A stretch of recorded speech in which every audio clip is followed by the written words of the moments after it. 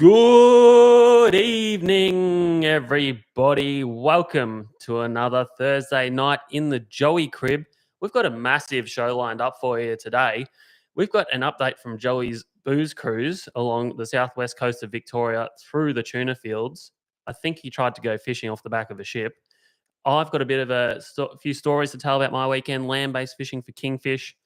We've got the great man, Leo Miller of Team Choona Chaser, Tassie sword fishing fame. If you don't know about Leo Miller, you're about to. The guy's a bloody legend and a gun of a fisherman. So we're going to extract some good information from him. We've got our regular segments. We have the hookup, and we've got some questions from you guys. Plenty of reports in there and interesting stuff to talk about. But first of all, to kick it off, Joey, we want to know about your cruise along the ocean. Dave's good to be back here in Pod HQ. The fish are ready to go. You're ready to go. Had a beautiful dinner before we kicked off. But Dave, I went cruising on the P&O Explorer. I had bass playing duties on the weekend. We played with Super Band, performing the Elton John and Billy Joel tribute in the theatre. And my goodness, we've cruised out of Melbourne on Saturday night. We've gone straight through Port Phillip Heads and tracked straight past all the beautiful tuna on the west coast, cruising 2 nights to Adelaide. I couldn't resist. I had to have a bit of a joke with our listeners when we were passing through Portland out at the shelf. I was literally waving off the back deck to all those barrels that were being caught at the same time, those barrel-sized tuna, and I had to flick a line over the back, or at least pretend to. But I tell you what, Dave, it's actually a serious crime if you fish off the back of a cruise liner. Yes. When I was mocking up the video, there was a lady that turned around and said, "Oh, the last guy that tried to fish off the back of a cruise liner, he was locked up in the barracks for 2 nights, and all of his fishing gear was confiscated." So. The barracks. That sounds like a bit of a Karen, Joey. I noticed the path that you were taking. We were watching you on Ship Tracker, and I thought you went a little bit too far out to get in amongst the tuna action. If it was me, I probably would have gone up to the captain and forcibly redirected him. But clearly, you didn't do that. You're a good little boy. Yeah. Have you ever been on a cruise before, Davey? No, mate. They don't really appeal to me. I think more of an older generation thing. But it sounds like you had a good time. Yeah, that was good. I couldn't believe it. They've got a 400 gradi on board. They got wood-fired pizza restaurant there as well, which totally blew me away. So yeah, that was the highlight of it. But this episode's brought to you by P&O Cruise Lines, everybody. By the sounds of it, Joey's pumping him up a little bit. But Dave, I want to hear about your last weekend in fishing. You hired a beach shack with a solar installing mogul and a website developer, and you guys thought it'd all be a great idea to go fishing together off the rocks. Tell me a little bit about that. Oh, I teased this trip a little bit on the last episode. Our good friend Suraj booked a house at Phillip Island, and his plan, he was determined to catch a kingfish tuna off the rocks off Phillip Island. Would you believe it? Now, he wrote me in. I thought, geez, this is a long shot. Boy, it was all right. But did we have a good time, Joey? We got down there. I got down a bit after Suraj and my other good friend Reese, and they were down there trying to catch some squid for live bait. They'd had some drinks, Joey. We'll put it that way. They were in good spirits.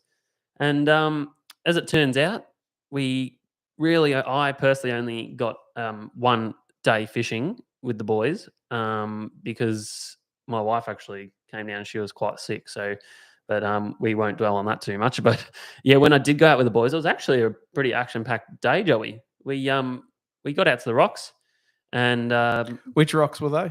I can't tell you the secret kingy spot, mate. But you know, if you were coming back through the eastern entrance of Western Port, you might have seen us rock hopping along there. I'll put it that way.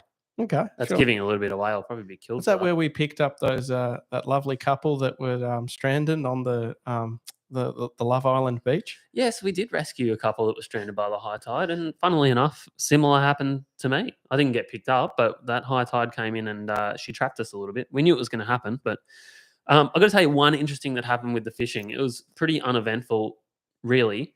I basically had about 5 casts of a stick bait and was just being Tom Cruise with the drone flying around. Actually, I got some pretty cool footage, Joey, with the drone. We had a whole pack of dolphins turned up, and they were cruising down the rocks. So I quickly play that. Oh But my gosh, have a look at that. For yeah, all of you guys watching live on YouTube, yeah, there's some beautiful dolphins here. Just what are they doing? They're eating this. mate, I think they were eating, and then they sort of were hugging the coast, moving along. But it's the first sort of super pod of dolphins I've seen for the season, which is good news for our tuna fishery, our big tuna fishery, which should be kicking off hopefully in the next month or so. They're charging right up against the rocks, just about. That's insane. That's right. But other than that, one of the interesting things that did happen was another young guy came down and joined us and was fishing off the rocks. Obviously, saw off the rocks, and he was casting a shore jig, which is like a small salmon type lure. Um, and he hooked something like a yakka or something like that. Next minute, I'm around the corner trying to catch squid for bait. I hear Suraj yelling, and I think, yeah, it's just Suraj. He gets excited. Turns out Evo is it like, hey mate, get over here? yeah, he's like, mate, come over, mate. And I'm thinking, oh, he's just getting overexcited about something. Turns out this guy had hooked a yakka on his jig off the rocks, and a thresher shark had come up and was whacking his yakka around. And then the thresher got hooked on this guy's jig or was holding onto the bait or something and took off and did a couple of huge jumps Wow. into the distance and then broke the boys off.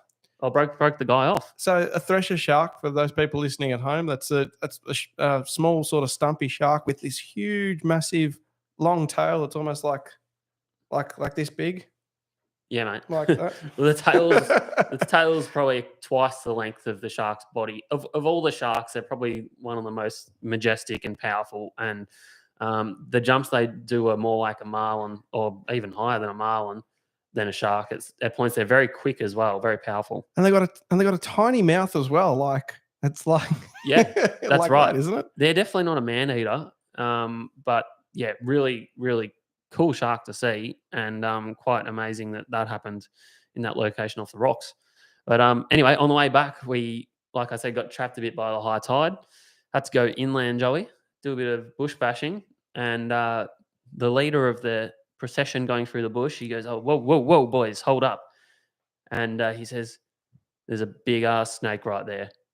So all four of us are then like, Wait. What sort of snake was it? it was a black snake, Oh, a that's big old black snake. oh, the old blackie. Yeah, the old black snake. So we redirected around that, but it was quite a frightful journey for the next half hour through the thick brush, thinking about what are we going to step on next, Joey. I was a little bit alarmed. You could say tensions were high, and when we did reach the track again, the boys, they were pretty happy. They were pretty happy amongst themselves, that's for sure. So yeah, that was my trip.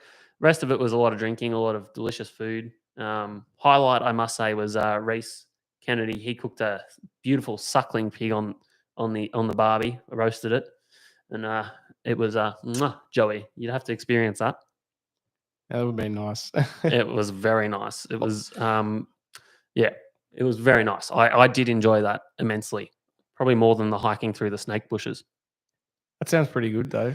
It was good, Joey. It was a good trip. But hopefully now we can get back to some serious fishing over the next few weeks.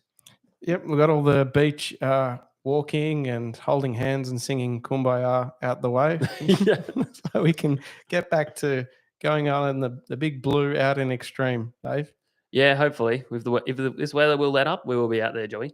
Now, something that came across my news desk during the week, I don't know if you saw this. There was a real big old great white allegedly washed up on a beach in the OBX Outer Banks over there in America. And I've got the photos of it up here on the computer. I just wanted to ask you something about this shark, Joe. And for all those of you watching visually right now, what do you think? Apparently, the story is this thing washed up live. This is legit images. And these are beachgoers trying to return this shark to the waters. Now, this thing is absolutely enormous. This makes our fresher shark look like a pipsqueak gummy shark, Joey. I want to know, what do you think about the authenticity of these images? I can see you're studying it. Well, yeah. Firstly, where is exactly the Outer Banks for people listening at home? So it's southeast shores of America. I believe, near Cape Cod sort of region, big bluefin territory. East Coast of America. Yes. Oh, gosh, I'd love to believe it, but I'm not believing the pictures. If you go back to those first couple of ones, like it's just like the fish looks like it sticks too much into the foreground, and that it's very shiny and very bold. But another interesting detail that you did mention, seems to be sort of some guts and bits and bobs sort of on the floor there, which, when you get to small little dissipated bits, that's pretty hard to Photoshop. But look, the technology is amazing these days. I'm going to say I think it's fake, Dave. I thought I'd bring that one up because it's a good one to involve the guys viewing the live feed. And we're getting a little bit of a live reaction from the boys. You Fish TV there, Brendan Wing saying fake, calling it fake straight out. Fake. Marty Phillips has said fake. And Shane Lowry's just saying hi to everyone. But yeah, my opinion, I'm going real. It's a big old great white, but I'm also thinking she might be dead given the amount of sand build up around the head and whatnot. Maybe she had wind. Maybe. Hey, they do legit grow that big, Joey. So there's every chance that that's a legitimate, real image. But thought that was a cool one to bring up on the show. Yeah. Now, Joey, we won't delay too long. I thought we'd catch up on the week's events, but I want to do a bit of a long intro for the next guest we've got coming on because I need a massive drum roll. Mate, he does, because this guy has done probably as much for wreck fishing in Australia as anyone. He basically, what he's done is developed or brought to the forefront a fishing style and technique that has become very effective and has started quite a fad in this country, and that is deep time day drop sword fishing. So this involves, back in the day, right, Australia was not really considered much of a broadbill sword fishery. We all looked over to America, New Zealand, etc., with green with envy, wishing that we had something like that. Turns out we did, and this man has gone out and explored that fishery, and he's done wonders for the fishing community, Joey. Put it that way. Yeah, Gladius. Gladius, that's right, the gladiator of the ocean. Now I'm going to call him up and we're going to have a chat to him and see if we can squeeze some information out of the man. I'm really looking forward to this one, Joey. Howdy. Leo Miller, how are you going? Welcome to Wind Against Tide podcast. Thank you, boys. Yeah, no, going well, thanks. We had a bit of a false start yesterday. We had some tech issues, but we're back today. And we're really looking forward to having you on the show. I just gave you a massive wind up, so you will be pretty pleased. just want to know. Well, I'll try and live up to the hype, mate. It's well deserved. Just to put into perspective, I think I first met you back in 2014, which is when this sword fishery really took off. And there was this crew of blokes down in a down at the ramp at Eagle Hook Neck. It had been a windy day. We'd been down there fishing for big tuna, came into the ramp, and you were there in the old Choona Chaser, which is your vessel.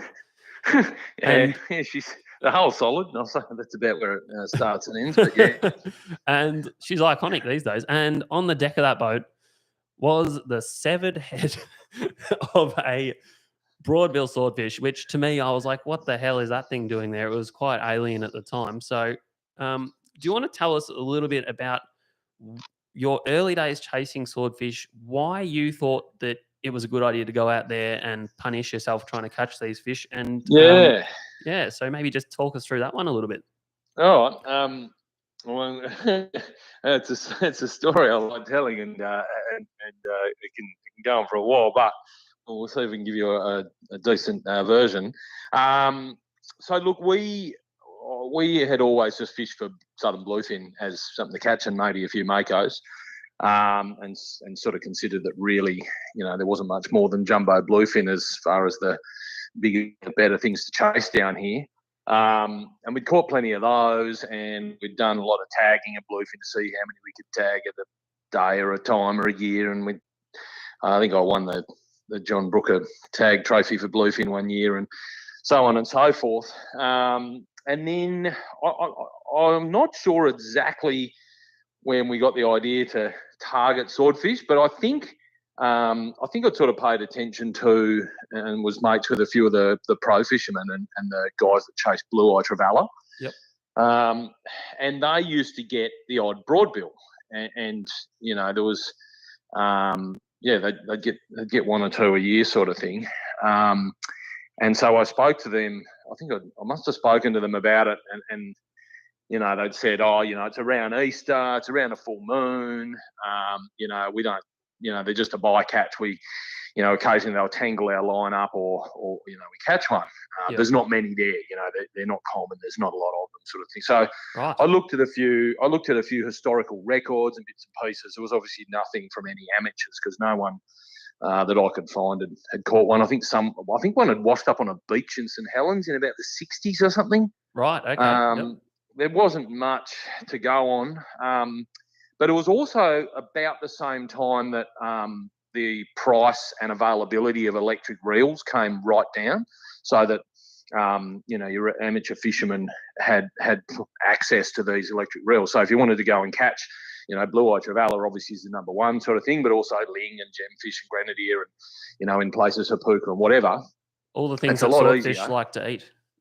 Yeah, and the same spot. So it's a lot easier on an electric than hand crank. I've done both and definitely use the electric. So, and the guys chasing all these fish up and down the coast with the electrics consistently, and I was reading on all these forums, were consistently reporting, we got bitten off by a shark and we hooked something big and it busted off, and and they were all sort of putting it down to sharks. Anyway, I read into a few of those stories and chatted to some of those people and sort of thought, these are not sharks and they're not tuna, and pretty much put two and two together and thought, well, not only do I reckon they're swordfish, but I reckon there's actually quite a few of them there. And who knows if that just happened to coincide that we had a better year of swordfish or whatever, a better few years. It was just coincidental good timing or not. But on all of that, we sort of decided, let's try and target these swordfish. And I grew up in Eden, southern New South Wales. There was a small group of people that used to chase swords. It was always at night, and they'd caught one or two, and I was like, right, if we want to catch a swordfish, you have to go at night. So I reviewed all the stuff, and then we looked at what they did in America with the daytime and this, and it all looked too hard. They got a lot of current, and there's a sinker here and a sinker there, and there's you drive this way and then you go that way and then you get something else. And I was like, right, we'll go out at night. So I said to the wife, you don't mind me going out and staying out all night at sea, do you? Yes, I do. Okay, I'll see you later. We're going. No, she was always pretty supportive. So I used to work a relative sort of 9 to 5 back then, and I'd finish, we'd get to knock off early or start early, knock off early. We'd knock off at 3 and get the boat and the gear and the boys and drive down and get the ramp, drive out, grab some bait, and it's dark by the time you're halfway out there, and get out in the middle of the bloody night. Oh, God. Whenever it was calm enough. And if anyone that's fished at night, it's, unless there's a full moon, it is cold and dark and miserable, and you can't see, you get extra seasick. It's pretty hard work, especially down there where it's it's nearly as far south as you'd be chasing swordfish. That's right, and especially on a smaller boat. But anyway, nighttime didn't work. We caught a few makos and caught plenty of blue eye and raised brim and all sorts of stuff. Had some fun and learn a bit. So we then looked at what they're doing in New Zealand, and they had a much simpler sort of technique than the Yanks. They just tie something big on, throw it over, snap it off, and here comes your bait, and we're catching swords. So I chatted to. Yeah, that's it. So I chatted to guys there, and I watched every YouTube channel, and I searched everybody video, and I absorbed a lot of information. They sort of say, there's no such thing as an original idea. So I gained a lot of information with a lot of different people and talked to anyone I could talk to in America, New Zealand, locally, back home, commercial guys, et cetera, just trying to learn and trying to work out, how these fish behave. And then we started trying the deep dropping thing. The Kiwis were using bottles of sand and a light bit of line. I tried that and it didn't really work for us. So I said, you know what, let's just tie on some bloody rocks with some rubber bands and see how that goes. Yep. After, a lot of trial and error, we were doing it without even baits on. We were just trialing it so we could get it to work. Yeah, okay. Training. And about the same time, we sort of worked it out, and we'd had a few drops. I think we lost a hooked big shark and whatever, and not much else. Well, I could only fish when I could fish. Actually, we were out off Shooting Island on the same day, and the late great Mozza, Adrian Moresby, mate of mine, mate of everyone's, gave me a call and said, mate, just so you know, he said, Smithy's just landed a bloody swordfish at Eagle Hawk Neck. They weren't targeting it. They were chasing blue eye, and something chased up the blue eye. They thought it was a mako, threw down a wire trace with a slab of striped tuna. And, an hour or two later, they've pulled up a bloody 200 and something or other kilo swordfish. And I was like, right, well, not only are they there, but they're there and they're aggressive and they're doing all sorts of crazy stuff. So Yep. it got us really pumped. And I think a few people were probably starting to figure out that, it was a fish that might have been worth targeting. And there were a few other guys that were having a go. We were probably a little bit more advanced in terms of our setup and knowledge, I think, of what was going on, perhaps, just because I'd done so much research. Yep. And then the guy I fish with, Simon, that we fish with all together all the time, he went out. I couldn't go, and he went and he caught one of the bycatch on a bloody electric reel. And it was only about 80 kilo. It came up backwards and dead. And, getting even more excited that they were there. And all these people I'd been keeping in touch with were ringing me, and the charter operators going, we were out yesterday and we lost something big on an electric, and we had a blue eye cut in half, and we had this. Geez. Someone, there was just constant activity, and it was pretty obvious that there were a fair few of these fish, and we just had to get the time and get a bloody bait in front of one. And I think it was the Easter. It was Easter, because I knew it was the only time window I had to go and target them. I think it was 2014 when you were down, and I looked at the weather, and it was like, right, Easter Friday, crap, Saturday, crap, Sunday, crap, and Monday there was about a small window in the morning. There was a forecast 25 knot nor'east by about 1 o'clock. So I was like, right, we're going. Yep. And we dropped till morning, didn't do any good. My mate next to me had a blue eye cut in half, and I was like, man, not moving. We're in the right spot. Yeah. And I think we caught a grenadier on the electric, and I whacked half of it off, just chucked a few hooks through, and then threw it down on my non-preferred sword rig.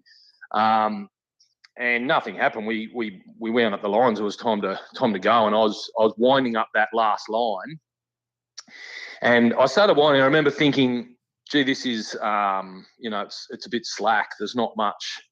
There's not much weight on there. I thought there's not enough weight, so it's not quite normal. But we didn't caught one. We didn't know what they did, so I didn't pay too much attention. And then it just started getting, and then all of a sudden it started getting tighter, and tighter and tighter. And I didn't say anything to the boys, because I didn't want to get everyone excited about what could have been ling or anything,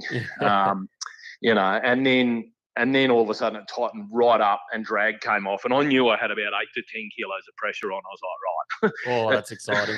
There's something good on here, and hopefully it's not a shark. And I said to the boys, I said I'm on, and they go, what? I said I'm effing tight. I said, there's something big on the other end, and then it came up to the surface, which, as we know now, they pretty much almost always do.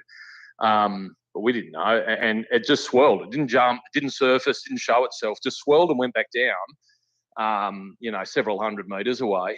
And so for 3.5 hours, we didn't know what we're attached to. We just knew that I was going as careful as I could, because I didn't want to bust it off, whatever it was. Yeah. And we had some mates. I think it was Jason McGivern in Ice Age stayed out to sort of support us, because his boat's a bit bigger, and that. That forecast nor'east had come right up. It was a good 25 knots. It was pretty ugly. I remember, yeah. It was rough enough trolling around under the cliffs. When we heard you were out there hooked up to a big fish, we were like, oh, the man's crazy. Yeah, well, yeah, we are. I suppose that's why we got one. But anyway, eventually, I think it actually died about 50 metres down, because it was just for an hour, it was just a tug of war. We weren't gaining, it wasn't gaining. And I've had a few since where they literally just keel over, and all of a sudden it just came, and I was like, it's coming now, wound like crazy, and sure enough, it pops up next to the boat, and my mate goes, yeah, it's a sword. I'm going, just gaff it, get it in, And anyway, so we got it in, and I I still can't remember what that one was. Might have been 140 or 130 kilo or something. Yeah, I remember it was a good fish to start off with, for sure. Yeah, well, almost all good fish down here, but that was obviously a real moment of exhilaration and relief as much. It must have been our 30th or 40th trip. We put in a lot of time and work, so it was really, I suppose, rewarding to sort of realise that dream, if you will, to want of a better term. I'd been every trip I'd get up and my wife always wakes up and I used to say to her, or the night before I'd say, I'm going to catch a swordfish tomorrow. I'm going to catch a swordfish today. She said, oh, yeah, you've been saying that for bloody over a year now. So I rang her up and I said, guess what? We caught a bloody swordfish. So take that, you non-believer. Hey? Take that, you non-believer. Yeah, I think she was just happy that I was going to shut up about it for a bit.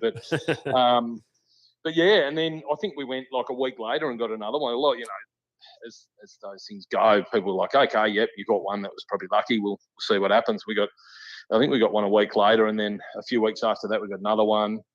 And then a heap of guys came from the mainland, and I think one of them caught one, and then I think we got one more that season. Yep. But yeah, I think we've got about 20 something now, 20 between us and the guys on our boat. So that's right. You haven't really looked back since you got that first one, but I'm sure your technique's probably refined a little bit throughout the years. What are you doing differently now without spilling? Actually, no, we want all the secrets. No. What are you doing differently now from what you did on that first trip when you hooked and landed your first one?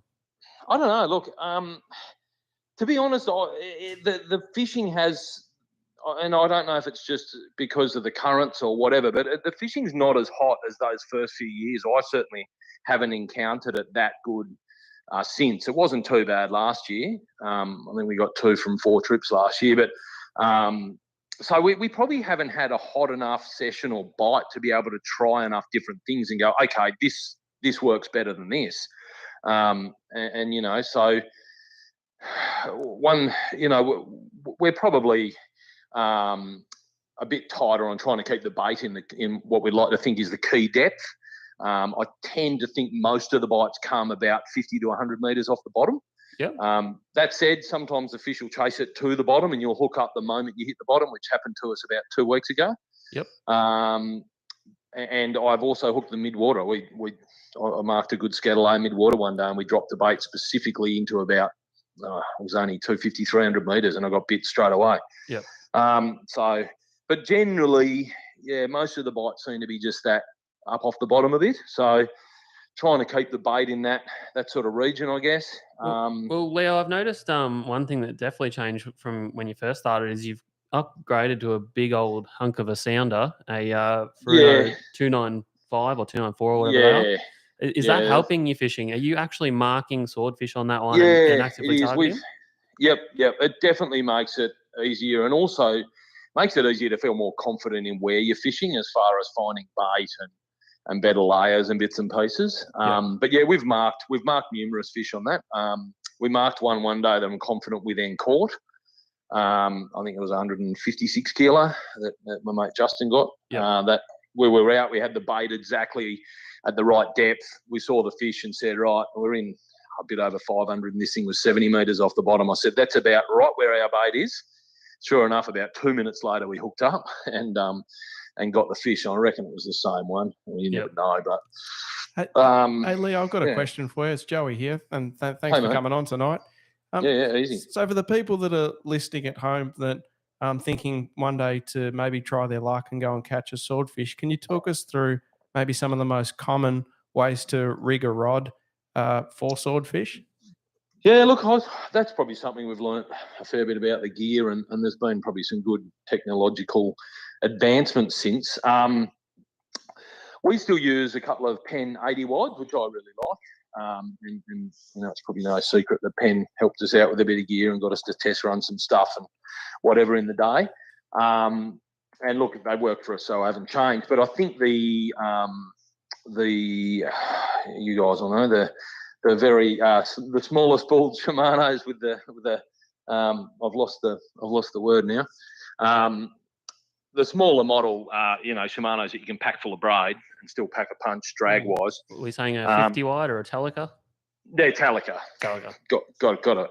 I think the guys using the Telicas are finding them really good to use too, as far as probably a weight perspective as well, and getting up and down. So, and also the IGFA and the GFAA have sort of changed the rules around braid. So, where we started with pre-test braid from Platypus that did get us some records, we have just gone to a colour-coded braid backing now. Yep. Just so you can sort of count the depths as well. So if you ever want to know how far off the bottom, it makes it a bit easier. Yep. So I'd certainly say colour-coded braid. Fill your spool so that it's full but not overflowing. Obviously, probably use a smaller top shot. I learnt that from chatting to a mate in New Zealand who's done well on the swords. And just less. Anything gives you a bit less stretch, I suppose. Yeah, okay. Yep. So you can feel you do feel bites at times. You'll feel the fish. Yep. And just set up. You got your braid backing. You've got maybe 30 meters of top shot. I don't run a wind on. It's just one more thing that can stuff up. I literally just run a 4 or 5 meter leader. We get some really nice sort of softer fluorocarbon stuff from Kevin. What's he got? Predator Tackle. Online one. Yeah, Kev's a good mate of ours. He's a ripper. Yeah, he's a good guy. So he's got some good products. But yeah, we use a bit of that. Weight doesn't matter. I think we use 400 pound mostly. And obviously the lights. Everyone seems to think I have caught them with no lights. I know because I put one down that wasn't working once. And so we still caught one. So it's probably obviously it's not critical, but I've done anything that's. I've done the whole drop for nearly a whole day. Look at my big light and go, oh shit, that's been off all day. Yeah, so I feel like you must have been wasting time, but yeah, a little bit. There was a bloke in the States that Bouncer Smith. He used to always say, "No light, no bite." Yeah, the big boy, big dude. But, I've seen a few Bouncer Smith videos. Yeah. Yeah, so watch a few of his videos, but yeah, look, I suppose rod wise too. I think Ian Miller and even a few other guys did some really nice, what are they, silicon guided rods rather than rollers. Yep. So if you're using braid up and down from deep depth, you're probably better off with a silicon guides instead of rollers, and it's also again it's one less thing that can sort of bugger up. Yep. And it's easier in the rod holder when the line, if you do sit your rod in the holder, the line can be coming out all sorts of angles, unless you've got one of those swivelly rod holders. It just makes things a bit easier. And they're a nice rod to fight with too. They're really good action for. I didn't get one off Ian. I had a local mate make a rod for me, but it's got those sort of style of things have got a good action. They're purpose built basically to have a soft tip to see the light sword bites, but also enough grunt to pull them up, I guess. That's right. Yeah. Yep. I suppose the other main thing we moved to was circle hooks instead of J's. Yes. And I think this jury's still out to some degree, but I've certainly had better hookups using the circles. But we have still had a few fails and whatever.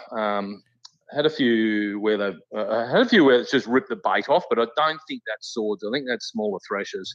Right. We had it again the other day. Yep. And chatting to a mate in New Zealand, he said it's a fairly common thing for threshers to latch onto your bait and just tear it off. Yep.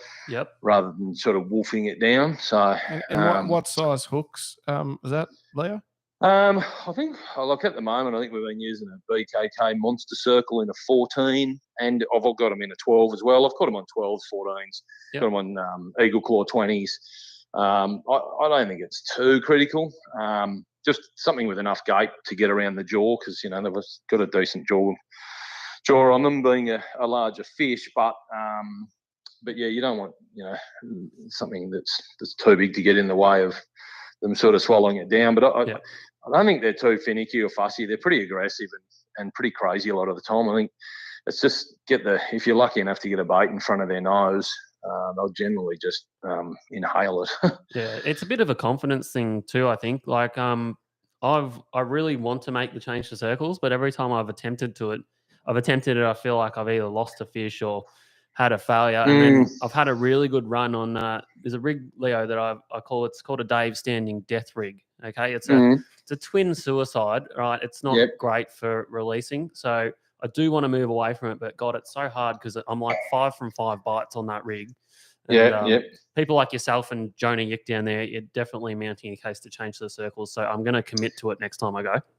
Yeah, the other thing I like about circles, it's easier to rig your baits. Yes. It's real easy to rig baits, and you can freeze up a heap. I've got to open the freezer at the moment for the last trip, and super easy to just tie on. It probably helps you in that sense. I think the other thing that we've probably tried to do is as we haven't had as many fish in the last few years, certainly in the south of the state, is just trying to maximise your time of bait in the key zone. So, if you're out stupid early till stupid late or whatever, rather than driving all over the ocean and winding up and down all day, just trying to keep baits down longer and, not move so much. If you're in a good spot and the bait's there, be confident that there'll be a predator there somewhere or whatever sort of thing. Yep, good tip. I think sometimes when you get home, you add it up and you go, you know what, we probably only actually fish it for 2 hours.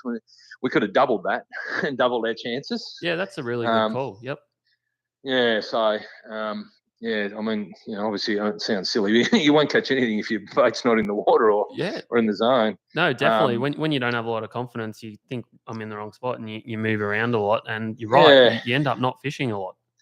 And look, as far as bycatch is concerned, I think if you keep your bait too close to the bottom, you'll catch a lot of like ling and maybe bigger blue eye and probably a few more thresher sharks. If you let your bait come too high, once you get to that mid-water layer, you'll start catching more of your makos and probably bluefin and stuff. Not that bluefin are a terrible bycatch, but the makos are just annoying. They stuff your gear and chew your bait up and have you. Yep. And most things don't fight out of mid-water, either makos or bluefin, I found.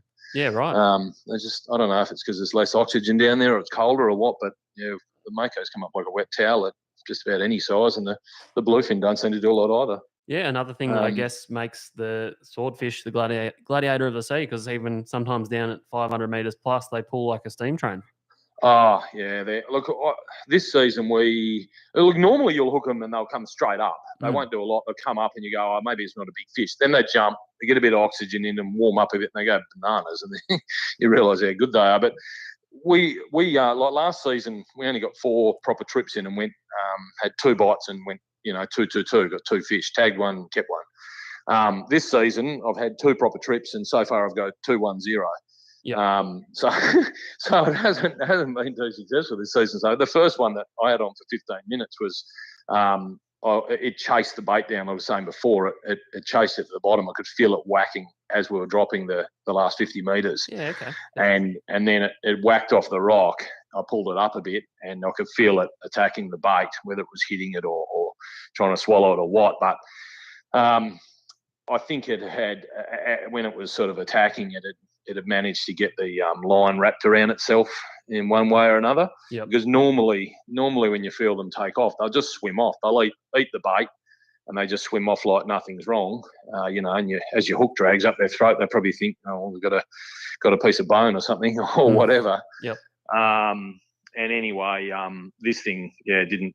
As soon as it felt the pressure, it just went bananas, like as though it had felt the line wrapped around its fins or its head or something. Yep. And it ripped off drag, went nuts, raced straight to the top.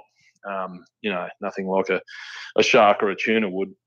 And then ripped back down and then settled in mid-water as they do, and then had a bit of a go and snapped the line. And when I pulled it in, it had bill chafing all up the remainder of the leader, and it must have had the leader really wrapped firmly around a sharper part of the bill. Yep. And it just popped it. So it was pretty unlucky, because sometimes, that'll happen, you'll get them. But and then the other one was the same. We'd had a bait down for an hour or more. We went to wind it up, and I actually saw, we were right over the top of it, and I was looking on the sounder, and I actually saw a fish come out of the top of the bottom scatter layer, so about 100 to 120 metres off the bottom. Yep. And so maybe we hadn't let our bait come up enough, because, most of these predators feed looking up, not down. Anyway, I said to my mate, so Simon was on the rod, I said, mate, you're about to get bit. And sure enough, he goes, yeah, I'm getting a bite. Yep. And, it's murdered the bait. And we had a slimy mackerel on. Didn't hook up. We waited 15 minutes, nothing, pulled it up. And it had chomped on, and for whatever reason, whether it happened before from other fish down there or the sword had done it, it had all the string that we'd sewed the bait up with had tangled through the hook.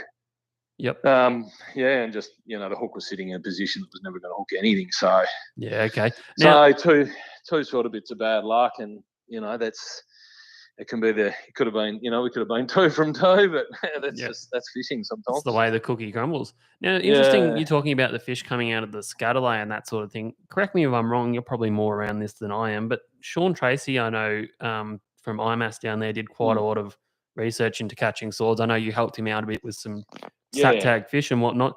Did his research, I believe, showed that they're actually sitting quite a long way up, even in the daytime, further than you'd perhaps think. Yeah, a lot of them do. I think it showed that they'll come up a few times a day, sort of thing. And I like I say, we hooked one in the middle scatter layer once. You tend to have, when there's scatter around, you get 2 or 3. There'll be like, there might be a line at 200 meters and one at 354, and then one just sort of along the bottom and maybe a bit up. And we hooked one in that middle line. I know other people that have too. Yep. We didn't mark it. I dropped down because it was deep red, and I just thought I'd test it out. And almost instantly there was tapping on the line, which initially I thought was raised brim back then, but it was classic swordbill. Yep. And when the rod loaded up like nothing else, it was sort of confirmed. We lost that fish, unfortunately, after 45 minutes that day. On a circle too, Dave, on a circle. Yeah, see, it's hard to know what Should to have go been. I let it run too long, I think. Yeah. I think I gave it too much line. But But I could have loaded up early and pulled the hook and said I didn't give it enough. Yeah. Well, that's one of the things when we've had bites over the years, it's almost like everyone runs away from the rod because you're like, you don't want the responsibility. Do you wind up on it? Do you let it just eat the bait? Do you have the rod out? Who knows? Look, yeah. I think sometimes you just cross your fingers and, I don't think it's like a marlin where you get the timing right and make sure it's turning its head at the right thing. And obviously you can't know any of that when it's down that deep. You can't really see it. You might have belly in your line. There's I think you just have to cross your fingers to some degree. And we've had bites and hookups and landings that have just been textbook, and it's just perfect corner of the mouth. Everything's gone to plan. And then, others that you've either lost or had hooked in the side fin tail. We've caught 2 in the tail and 1 in the side fin, and I've had 1 hooked outside its face. And messy eaters, you might say. And obviously, I think that is half the problem. And I think sometimes perhaps they swim along and just eat it, and other times they go swinging their bill and their tail all over the place and tangle in the line. Yep. Then it's just cross your fingers, I guess. Hey, they say fresh is best with fishing, but I've heard tale over the years of some baits you've put down, and they've been like hybrid things sewn onto other things, refrozen. My mate, my good mate Richie Abella would be horrified at some of the things that I've put in the water and caught fish on. But no, look, I have I certainly have a preference, I suppose, for using a nice fresh, well presented bait, but I did once sew 2 ends of a squid together with a jack mackerel in the middle and catch a sword on it. Yep. I've caught them on squid that I defrosted at least 3 times. That's a Frankenstein bait. We caught 2 on the 1 freshwater eel in 2 different trips. Yep. So I caught one on an eel. Yep. And then thought, no, that bait still looks good and it's nicely rigged, so I'll just put that back in the freezer for next week, and caught another one. There you go. On the same bait. So yeah, we have caught some on some pretty manky looking baits, but I think mostly they're like a vacuum cleaner. Those things. I think they're not too fussy when they're really in a feeding mode. That's it. I just think the hard part's presenting it nicely in front of them and hoping you get that nice hookup, I guess. Yeah, well, I guess by the time they've come over to see what your lights are, they've already decided they want to eat something, and if they see something that resembles food, they're probably going to eat it. Yeah, well, we watched a lot of those videos of there's a few on YouTube of swordfish attacking divers with lights and attacking oil rigs, and they're clearly a very aggressive, crazy bloody animal. Yep. So I like to sort of try and think what the fish is doing, I suppose, and then try and preempt it. Yeah, it's always a tricky one. The season started off right down here this year, and the current certainly looked good from what we sort of think should be a good current with an eddy out wide pushing in. And there were a few fish caught, but it's sort of dried up a bit in the last few weeks. I don't know if it's just the moon or what. But yeah, certainly I didn't get out last weekend. There was a day that was fishable. I think people all up and down the whole coast. I don't think anybody got a bite. So yeah, I want to know your thoughts on something that might be a little bit controversial, you might say. Now, your sword fishery started off with a bang. Everyone seemed like was hooking up swords, catching them. A lot of them were getting kept.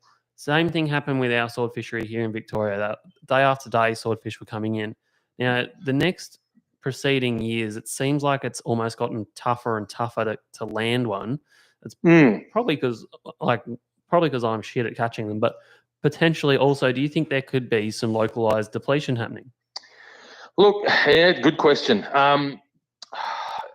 It seems like the easy answer or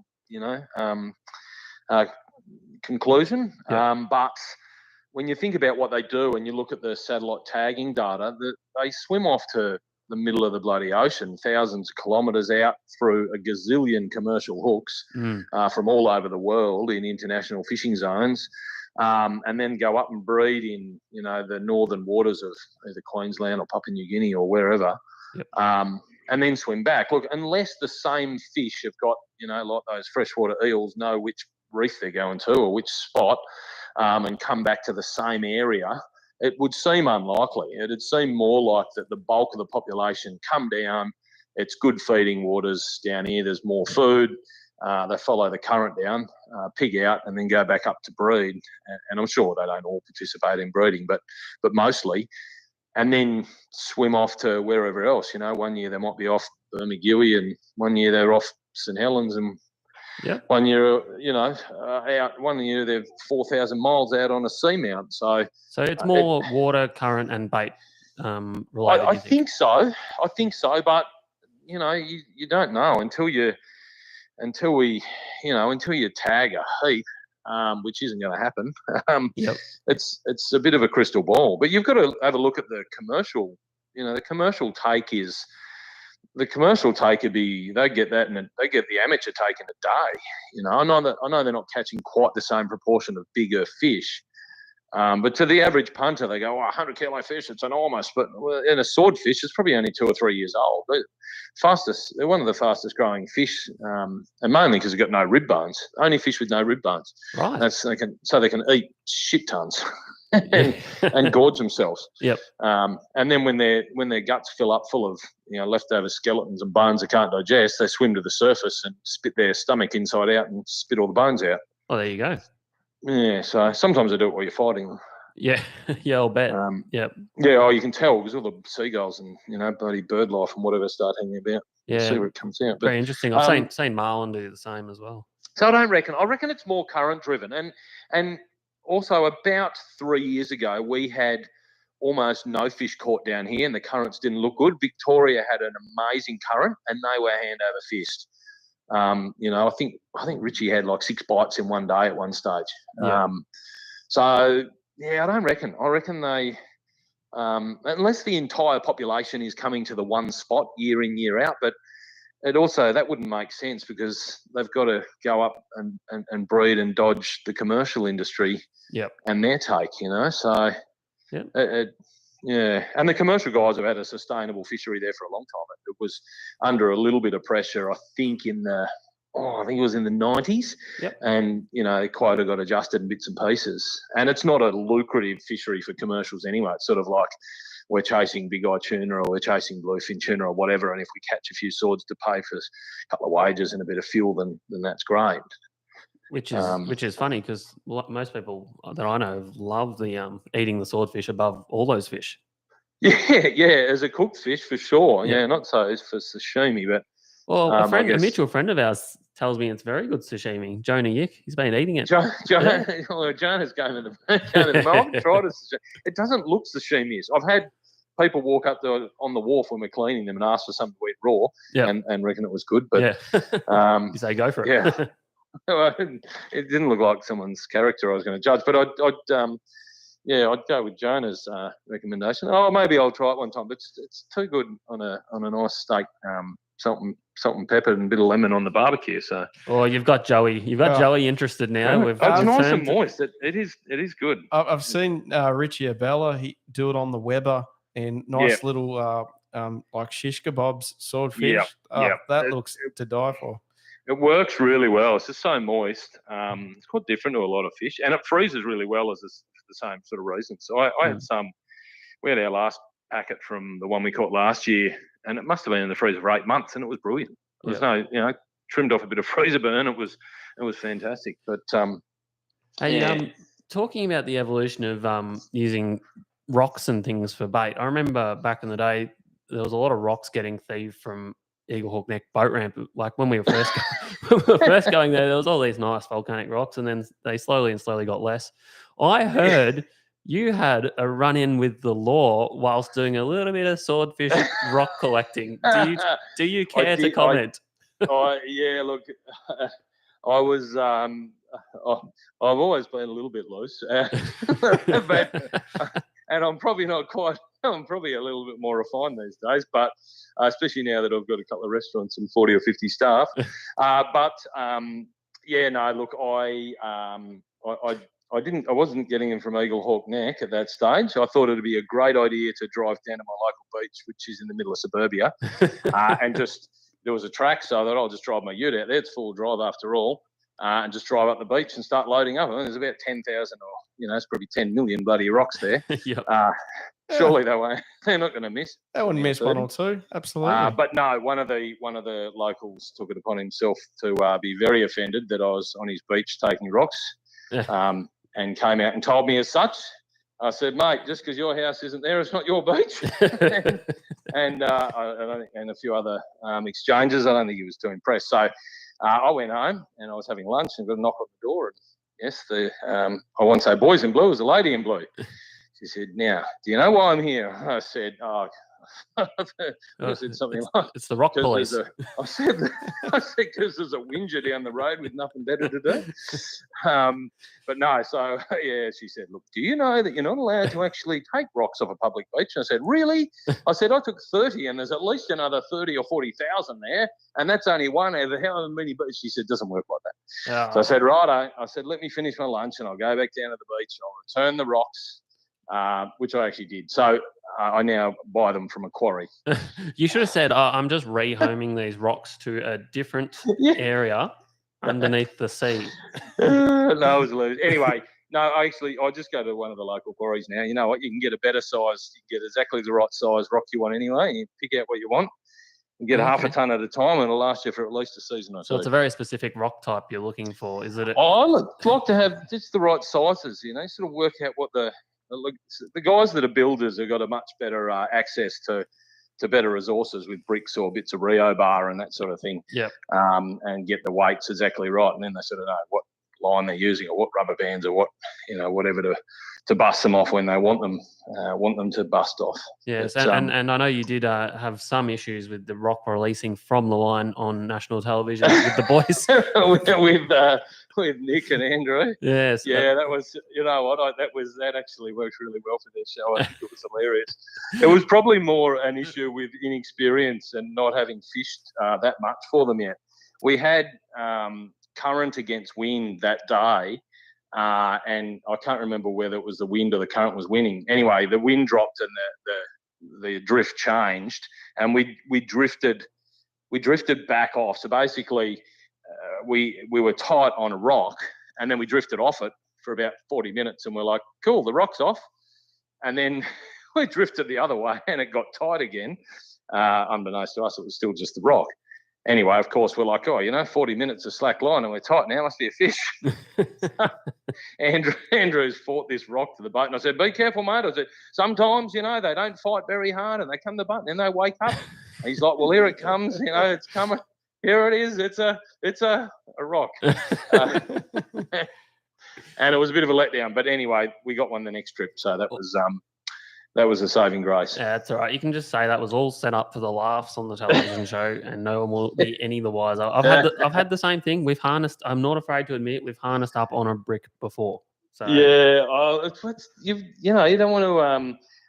We had one day, one of the ones. Actually, I think it was the first one we sat tagged with Sean, and it came up, did absolutely nothing. My mate was on it. I said, it's going to be a shark. It's probably a blue shark. It was that dead. It had done zero. Yep. And I said, but be careful, just in case. We'll be ready. And the leader came. I was just about to leader it. Next thing, a sword jumps out of the water. I couldn't believe it. And Sean was right there, and he said, "Oh, wicked sword, quick!" And he comes racing over with the satellite tag. And anyway, we just drove straight up and leaded this thing. It was only about 80 kilos or something. Yep. And Sean jumped on and sat tag. That was 15 minutes from hookup to sat tag. Yep. That was the quickest one we've ever had. Do you think there's something to that? Because I know Matt Watson from New Zealand is a pretty big advocate for when you get the mat up initially and they come up to look at the boat, he seems to just take a rap on the trace at that point and bully them to the boat before they dig down and draw out the fight. Yeah, and look, 100%, they are definitely much more sluggish when they first come up. And if I'd have caught the number of swords or had the number of shots that Matt Watson's had, I probably would have had a crack at that too. But when you go, for a 5 or 10 or 15 trips without a fish, and then you get a shot at one, you're sort of very apprehensive to take any chances that it might dart under the boat or whatever. Yeah. It's hard to go gung ho on a fish when you have spent so much time and money and effort getting to the point of it getting one on again. Yeah, exactly. Yeah, like I say, when we first got onto them, and whether it's numbers of fish or currents or both, you'd expect to bite at least every second drop. Yep.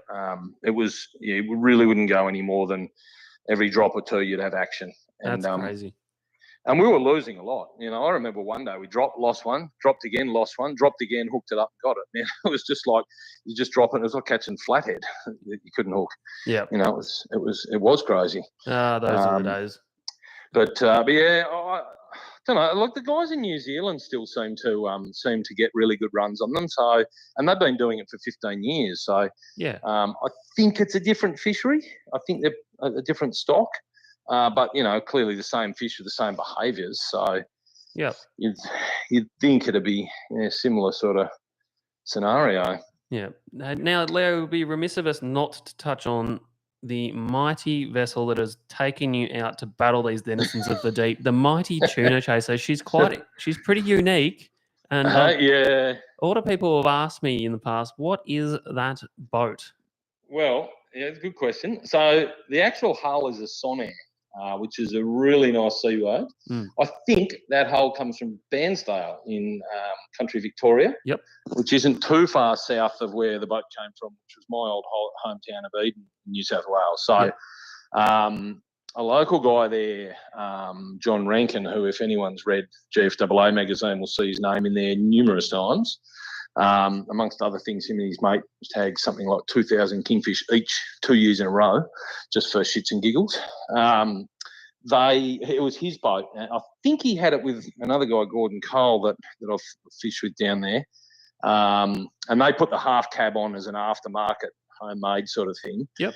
And this is quite some years ago. And then he ended up selling it to Dad. Dad had it for numerous years. He used to have an old Ford Falcon motor in it. It was a diesel. Right. No, it wasn't a diesel. Sorry, it was unleaded. But it was an old 6-cylinder bloody Ford Falcon in it. Yeah. And it was a sluggish old. It didn't really get on the plane. It was a very long, slow day. Yeah. But it did the job. And then when I got it, the motor had gone. I just got the hull basically. Yep. So I've got a local guy to build a pod or virtually a small hull extension and put the outboards on. And it made a really good boat of it. Certainly wouldn't. I used to say it wouldn't win any beauty contest, but it wins the odd fishing one. That's all right, mate. Like, everyone's prancing around with their shiny cats and Eden crafts and stuff. And here's the old Choona Chaser, absolutely out there in her element, hauling up the big fish. Look, it's a really good sea boat. I'm not the best at keeping things neat and clean and tidy and shiny, so it probably suits me. Yep. And there's probably a few bits of maintenance that it could get could do with. I actually ordered some new seats the other day. The originals, after 45 years, are getting a bit tatty. Lashed out. But no, look, it's a really good old hull. It's that solid sort of hand laid thick fiberglass hull. It's probably harder to come by these days. And when there's a bit of sun, I've had it in a few pretty decent seas. We had it out at Pedra one day in it was a good 4 meters of short, sharp, nasty stuff, and it handled it really well. Yep. Not that I like fishing and that sort of stuff. No. But no, it's a good sea boat. It gets you from A to B and does the job. That's awesome, mate. We've had a great chat with you. Learnt so much. I hope you don't mind if you hang around just a little bit longer. We've got a few questions for you from the guys that listen to the show every week. Are we able to put some of them to you? Yeah, for sure. So we'll just go with the ones, Joey, that are directed at Leo, so he's not hanging around listening to us talk crap. We actually covered a lot of them, but go for it, Dave. Well, he might be able to elaborate on a couple of them. So As is Fishing wants to know, so give us a rundown on what exactly you're looking for when sword fishing in terms of bait, schools, and depth. So we did speak about this briefly, but maybe elaborate a little bit. So the first thing we do is get on rip charts and have a look at where we think the current might be pushing in from out wide. Because generally I sort of figure that they follow the current the same way that people would follow a road. If there's no road, there's not many people. And if there's no current, there's not many fish. So I'll sort of have a look at where the EAC is sort of pushing in, if there's an eddy or something that's pushing in on us. And it's a fairly common thing to get one pushing in on Eagle Hook Neck, which is probably why we get so many game fish there. So we'll look at that for a start. And then we will head out I'll just go to the marks I've got. But if I was going to a new spot, I'd be looking for some sort of structure on the charts. It's not 100% necessary, but probably preferable. Even just the continental drop off is generally will hold fish anyway. But there's a canyon or there's some sort of structure or a cliff or whatever. I'd start with that around that sort of 500 meter mark. We generally have most of the success around 5 to 550. I've hooked them and caught them into I think 450. And other people have caught them in around 400. I hooked one out in 800 metres one day. So, but generally around that, anything around that, I like that 5 to 550 metre. We'll get out there and I'll scan with the sounder for a little bit first. We might put some lures in and try and catch some little striped tuna or albacore that are good for bait if need be, or we'll get something to eat either. Yep. And yeah, definitely have a look for scatter layers and bait basically. So we're looking for scatter layers, bottom fish, find the bait, find the predators. And generally you get used to your own sounder. And if you've put the electric down and caught what's there, you can sort of work out the sounding. So we can just about tell when we're sounded up gemfish versus grenadier versus blue eye, or just bait. Most of your scatter layers will be made up of macroplankton. And if there's some better colour in there, it might be some raised brim or even some blue eye that have come up and feeding on them, or if you're getting individual solid marks, it could be a sword, or further up you'll get plenty of sharks and tuna. So we're looking for activity, and I've often caught those swords where we've hooked and seen sharks and stuff too, and tuna. So if there's generally one predator, there'll be others because they all follow the same criteria of water currents and food. Yep. So yeah, looking for action, I suppose. Structure and action. Very good. I hope that answers your question. As is fishing, Joey, there's been a request for a shout out on the live feed. There has. Shane L says, "Hey Joey, my wife wants a shout out. She thinks this is pre-recorded. This is not pre-recorded. So hi Tamila, it's Joey. I hope I've said that right. Tamila. It's definitely we are live." There you go, Shane. Question, Joey. You got one for Leo there? Yes, we do. We might have covered this though. Does fresh bait matter when sorting? We've covered off on that. Yep, we've covered that one. How many dedicated sword trips have you put in before you got your first? Did I hear you say it was 30 to 40 trips? Do you reckon?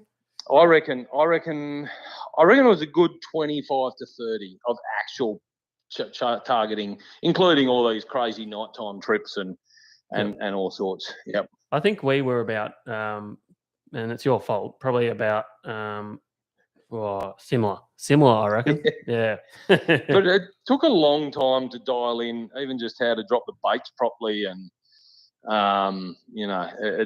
it took a long time getting it right, where you sort of felt like you're in the game, I suppose. Well, we had personalised Leo Miller coaching throughout our early years, and I remember ringing you. Probably you and Brendan up a fair bit. Trip after trip on the way home, you probably rang up and heard some dejected stories from us, and tried to keep our spirits high. But eventually we got the job done. So you're a good coach too, Leo. That's another feather in your cap. I appreciate that. Well, I thought that the Miller rods were named after Leo Miller, actually. All right, Joey. Any more questions there? Yeah, we've got. How long have you had the Sonair, the boat? The boat. Yep. So I bought it off Dad. Ooh, it's stretching my memory now. I'm trying to think if I got the boat before I met the wife. I think it was similar timing. So I don't know, 14 or 15 years or so, I suppose. You're lucky because you can't remember. And I think Dad had it for about 8 years or so. It's probably been in the family for 20 years. Yeah, you're very lucky. You can't remember the boat anniversary, so that's right. You're safe with the wife. Which one do you love more? Come on, next question. No, my wife's very supportive of the fishing. She's great. Yeah, our other halves are quite integral to allowing us to chase these fish, I think. That's it. And but I'm not a bad cook, so I've cooked up a few good feeds of fish and chips. I have heard that. Joey? It's only been grenadier and tuna recently, though. Leo, did you just mention that you own a couple of restaurants? Tell me a bit about what you do outside of fishing. Yeah, so I've sort of always, one way or another, been in small business, and I started my own. I started the first one about 5 or 6 years ago, a food van. So I had a food van for 2.5 years, and then as about the same time COVID hit, I started from scratch a burger shop, Billy's Burgers and Bar. Billy was an old nickname of mine years ago. So I started a burger shop on the Hobart waterfront, which is a good place to be. And then I got rid of the food van, and then the venue next door, which is much bigger, was sort of coming up, and we'd written a few notes about what we thought it could do with. So we took that over about 18 months ago. That one's called T42 Hobart. So both on the waterfront on Elizabeth Street Pier in the heart of Hobart, and one burger shop, one sort of modern Australian bit of seafood and bar restaurant functions. Keeps us entertained. Dave, we're going there when we get back down to Tassie. We're going. Yeah, now Leo, me and Joey have a bit of a trip in the works down there. We want to chase some swordfish back out of Eagle Hook Neck. We're sick of running a million miles to sea off Lakes Entrance, and we're planning a visit. And Joe's very excited to come and visit some of your establishments. So anyone down there in Tasmania or planning on going over for a trip, make sure you stop in and sample some of Leo's finest foods. Sing out, let us know when you're on the way, boys, and We'll come and talk all things swordfish. Oh, that sounds awesome, mate. Thanks so much for your time tonight. It's been a bloody great chat. I think everyone would have got a lot out of it. It's actually fired me up on the swordfish, and I look forward to seeing you out on the water. Me too. Well, hopefully we're going Tuesday, so the forecast looks all right, and it might be the last chance for a few weeks. We're going away for Easter with the kids, so yep. Fingers crossed. The moon looks good. I like just before a full moon. I reckon it's probably my favourite at the moment. Yeah, that chops and changes, but depending on when you catch them, yeah. Yeah, pretty much. Yeah. Well, if you want to tag us in any of your updates on the socials, we'll share them with the audience, because I know they'll for sure. Yeah, they'll be keen to see how you've gone. Yeah. All right. Well, thanks, Leo Miller. You've been a bloody awesome guest. We can't wait to chat to you in the future. Thanks very much, and have a great night. No worries. Cheers, boys. Okay, take care. See you, mate. Good on you. Joey, what a man. What an absolute legend. That's one of the things I absolutely love about this show.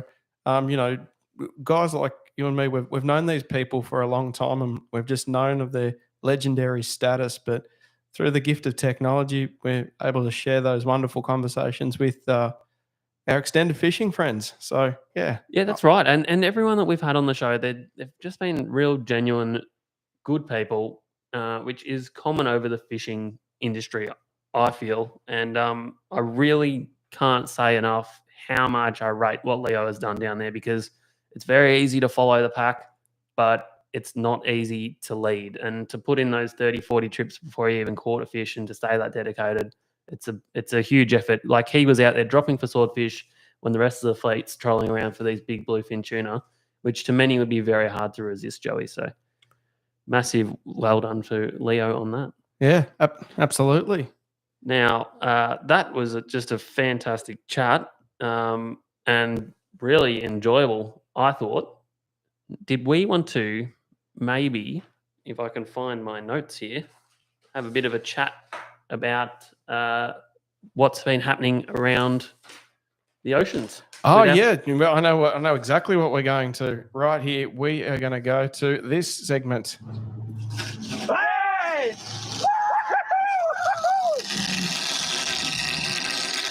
Welcome to the hookup, where we go around Australia and indeed the world for the freshest fishing reports.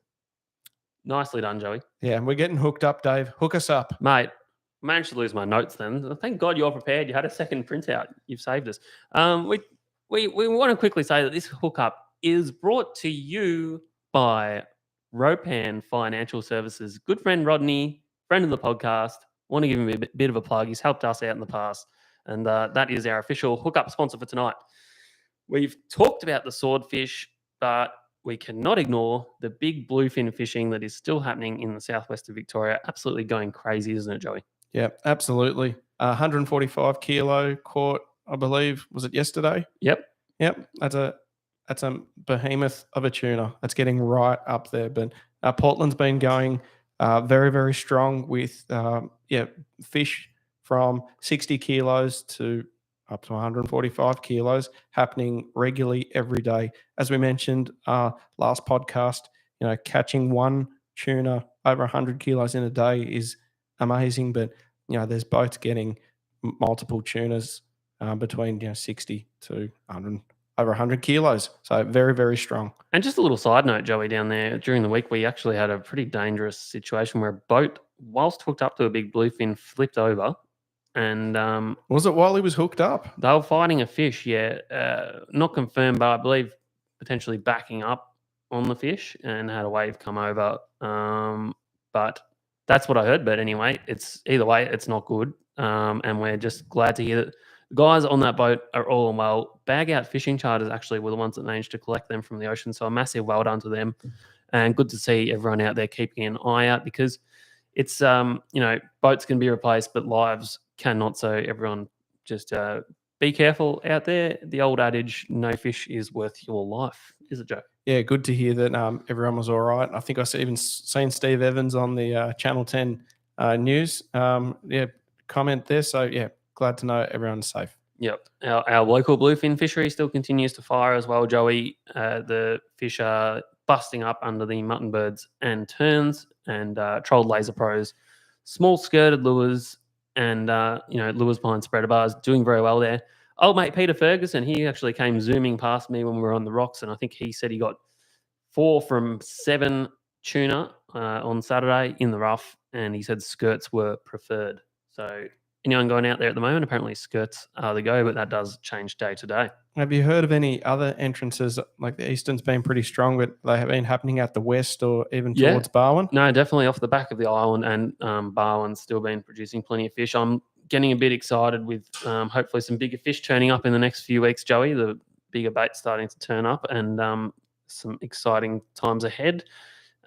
Just to quickly do a little bit of a zoom around down there at Welshpool, the kingfish are still there out at the islands, mostly small fish with the odd better one mixed in, jigging and live baits working well there around the Cliffy group. And swordfish out of lakes. We had a couple of swordfish out of lakes caught this week, probably the first good weather window for the season, and there was fish caught. Apparently a little bit hard work. There was oceanic toadfish. They are biting people's lines. So losing rigs and lines out there. Wait. You mean GTs? No, Joey. No. No. I meant GTs. Well, tell me. Giant toads. Giant toads. The real GTs. Oh, Rodney Gillum. I knew you were hiding in there somewhere. Hello, good friend. The JTs are biting lines off out of lakes. Actually, while we're on that subject, we had our King Kong Donkey Kong catch of the week. I had to give it to these boys fishing out of Oh, lakes. wait, we're going to hit the button. Yeah. King Kong, Donkey Kong match. Look. And this week's King Kong Donkey Kong goes to Some of the local boys there fishing out of Lakes Entrance, Hastings boys, Paul, Dimmer, and Shane, I believe, was the crew, and they've gone out and caught their first swordfish of the season. Not really too surprising. These guys are bloody guns on the swordfish. I'm sure we'll see many more, but they've started the stampede, Joey. we're keeping up the vibe. It's a swordfish episode, and these guys are catch of the week, and that's down off Lakes Entrance. So it's great to see that the Lakes Entrance sword fishing season has started with a bang. That's right.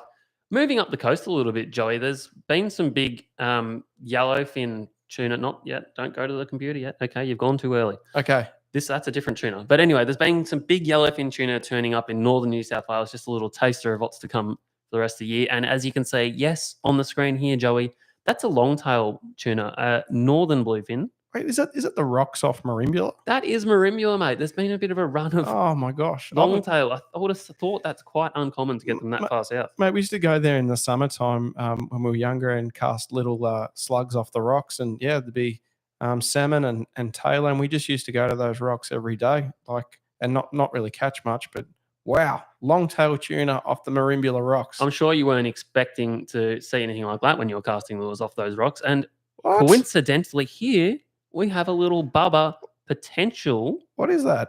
Now, these have been caught, I think, recently off Sydney. Guys thought they could have been big eye tuna, but there's some conjecture about that. Renowned fisheries scientist Julian Pepperell has asked for some samples because they may well be long-tail tuna, Joey. So something in the waters there. The long-tails are on, mate. They're baby long-tail tuna. Potentially. They are asking for a sample of one so that they can work that out. So that'll be pretty interesting to see if they can find that out, because these hot currents that have been running down the coast are turning up some interesting fish, Joey. Yeah. Well, yeah, want to make sure. Is it? Oh, I can't tag that one. It seems to be dead, but I don't think it's dead. Yeah, No, I don't think it's dead. I don't know. Yeah. Actually, we may as well look at those currents quickly. We've got them up as well. Oh, okay. So yeah, we're gonna go over to Dave's laptop. He's got all the currents. So yeah, we'll just Yes. describe that as best as we can for the people not Well, watching we've on just YouTube. been talking about the hot water running down the coast. Now, thanks to Joey's boss, Fabian. Is he Yes. your boss, Joey? Yeah, Fabian. We've Fabian's- stolen his Riptide login now because we're too stingy to pay for it. But I just thought that was a good depiction of the current that's running down the coast. So you can see here we're looking at the south coast. Those arrows there are actually the current. The bigger the arrow, the faster the current. Now, Bermagui, as we know, is it's pumping through there. Quite warm water. So we've got 23 to 25 degrees in there along the coast. And just talking about marlin, we're sort of looking for what you would call an eddy. So you can see that here's one out wide, which is probably a bit far from the coast for what we're talking about, but that's an eddy of water swirling around. The little arrows in the middle depict where the water's slowed down, and that's where your bait will probably gather. So if you find something like that along the coast, like we have, oh, crikey. Oh yeah, zoom in a little bit more, Davey. Like we have up here further.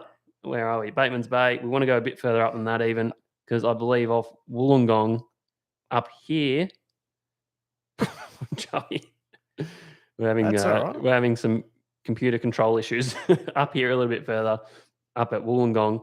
Dare I scroll up a bit more?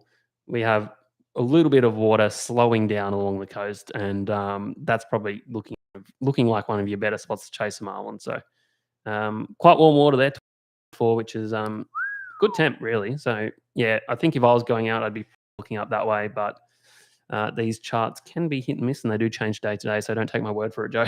Yep, no, that's fair enough.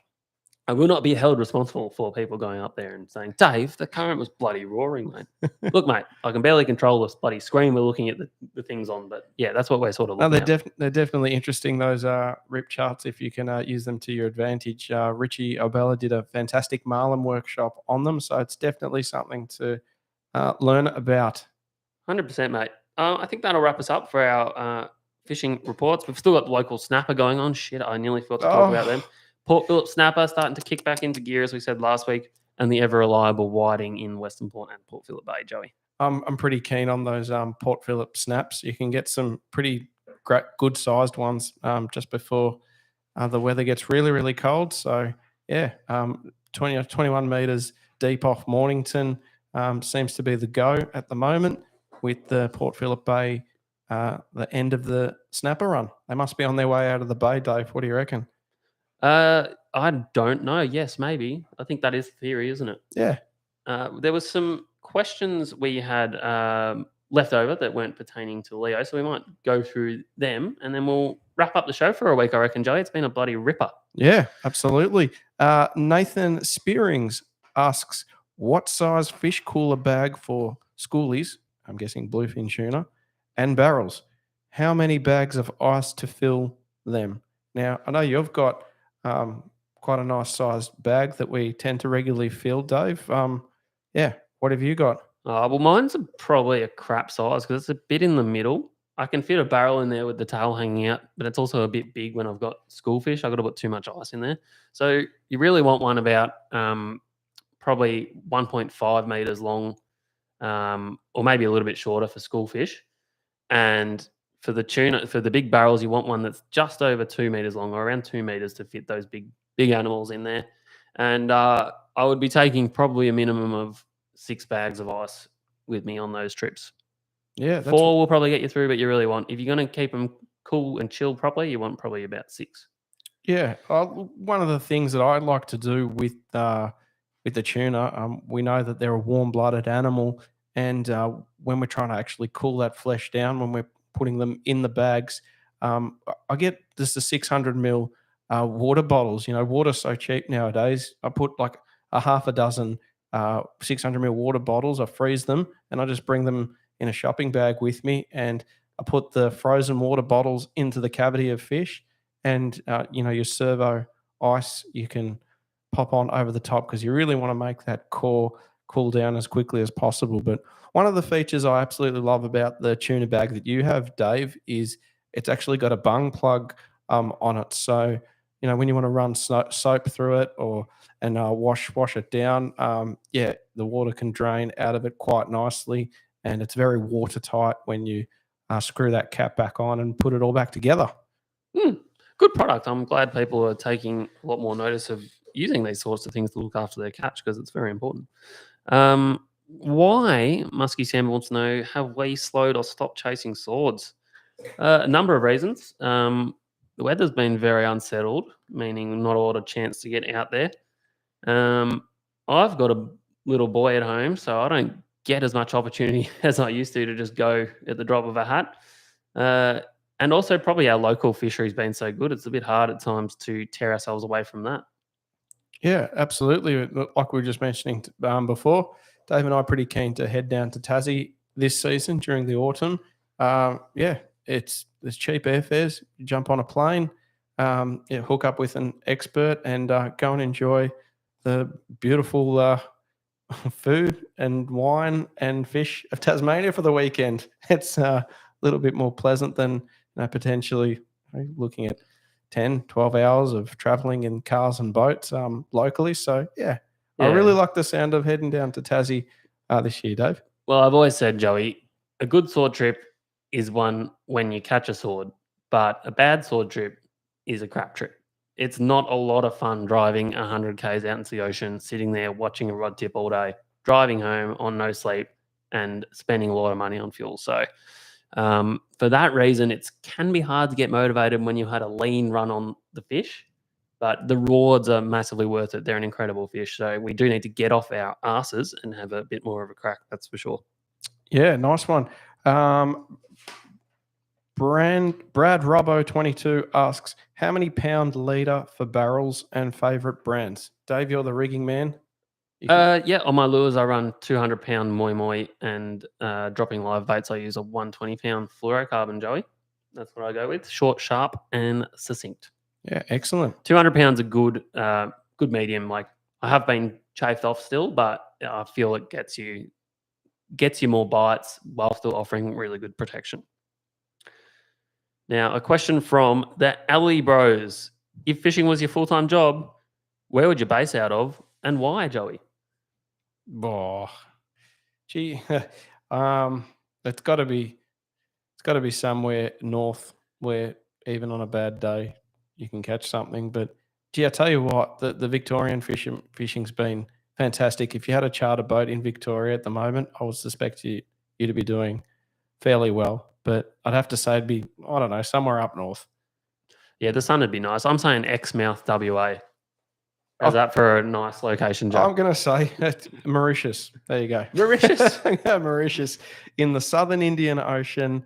We are only, 500 meters from the continental shelf. That would just do just nicely for me. You changed your tune pretty quickly from dreary old Victoria to tropical Mauritius. I've got Tourette's.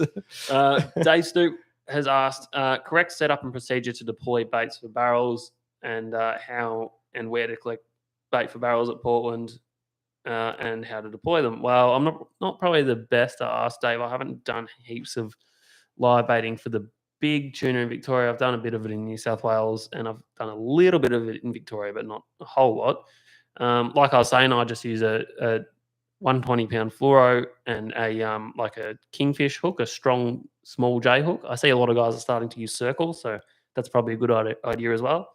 And I know with the live bait side of things, guys are just dropping a sabiki rig down like we do at Bermuda and whatever, or they're actually scooping the bait up out of the bait balls sometimes with a net and doing it that way. So yeah, that's how a lot of people are going about it. I think it's probably a good way to do it. And one thing to take from last week's show with Lee Rayner, if you can get a setup that allows you to cast or pitch the bait a reasonable distance, it might help you get more bites as well. Now, how often do we change mono top shots? Is it every fish, or do we just put our faith in the Lord? I guess being the rigman again, Joey, I'll take that one. I change mono top shots after every long fight with a game fish. So might be a bit anal, but I've caught big tuna on mono before, not replaced it, and then lost one the next trip. So every time I catch a big fish or have an extended fight, I change that top shot mono, and then I've got full faith the next time I've got a big fish on that I can go as hard as I want. Yeah, very good. Any more questions on your side, Joey? No, we're all done, but I just, before we cover off on this segment, I just wanted to share, I got a parcel in the mail this week that I'm particularly excited about.